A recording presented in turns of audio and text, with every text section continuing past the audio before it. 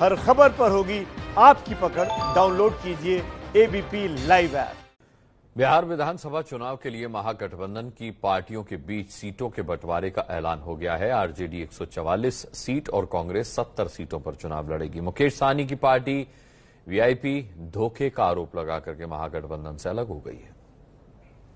कहीं ना कहीं बीच में खंजर भोगने का काम किया जा रहा है।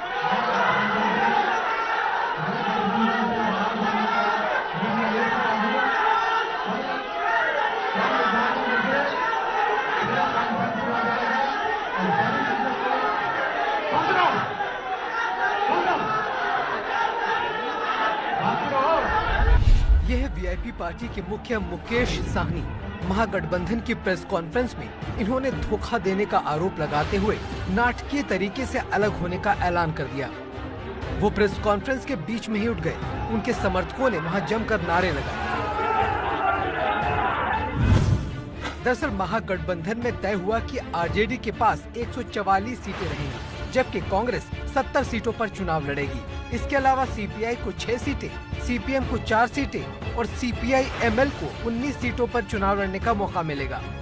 सूत्रों के मुताबिक मुकेश सहनी ने 25 सीटों और उप मुख्यमंत्री पद की मांग की, लेकिन प्रेस कॉन्फ्रेंस में मुकेश सहनी की वीआईपी पार्टी को कितनी सीटें दी जा रही हैं, इस पर कोई ऐलान नहीं हुआ। यही बात मुकेश सहनी को खल गई। आरजेडी ने अपने कोटे से वीआईपी और झारखंड मुक्ति मोर्चा को सीटें देने की बात कही थी। कोटे से हम वीआईपी को एडजस्ट करते, वो संख्या 10 हो सकती थी, 12 हो सकती थी।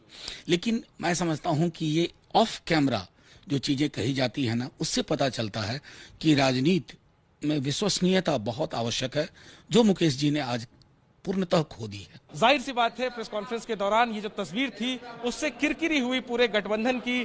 तेजस्वी यादव का चेहरा जो है वो लटक गया।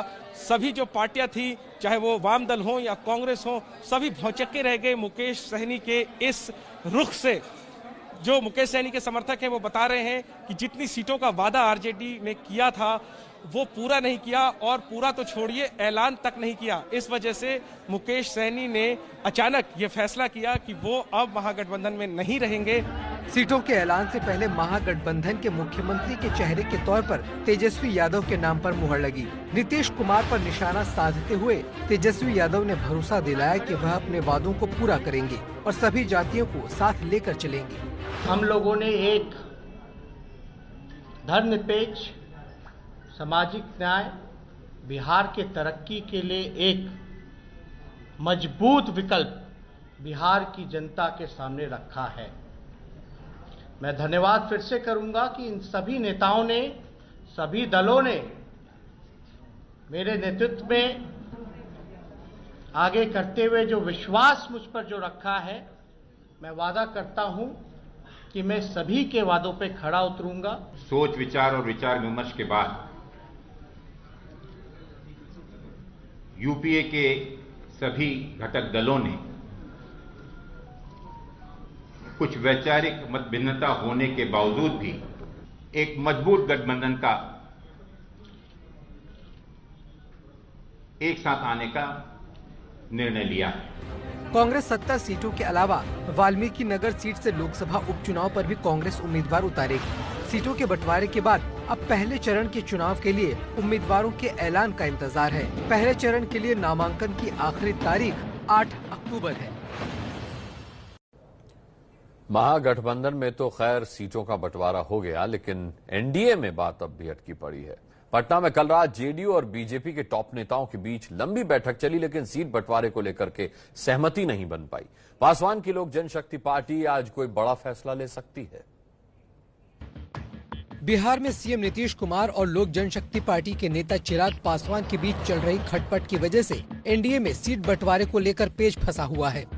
कल रात जेडीयू और बीजेपी के टॉप नेताओं के बीच लंबी बैठक चली, लेकिन सीटों के बंटवारे को लेकर कोई आखिरी फैसला नहीं हुआ। सभी नेता मीडिया से बातचीत किए बिना ही निकल गए।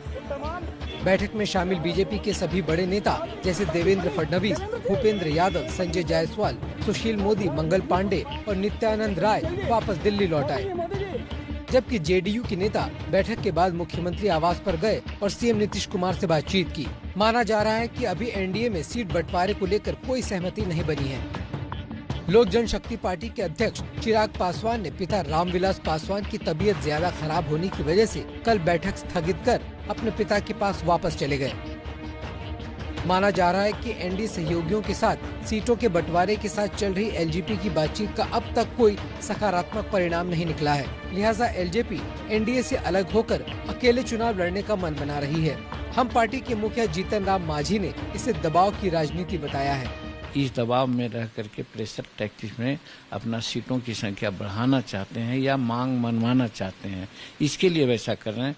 बिहार की जनता इतना ना समझ नहीं है कि उनके हरकत को न समझ रही है, इसलिए उनको इसका कोई लाभ नहीं मिलने वाला। बिहार में 3 चरणों में चुनाव होना है। 28 अक्टूबर, 3 नवंबर और 7 नवंबर को मतदान होगा और नतीजे 10 नवंबर को आएंगे।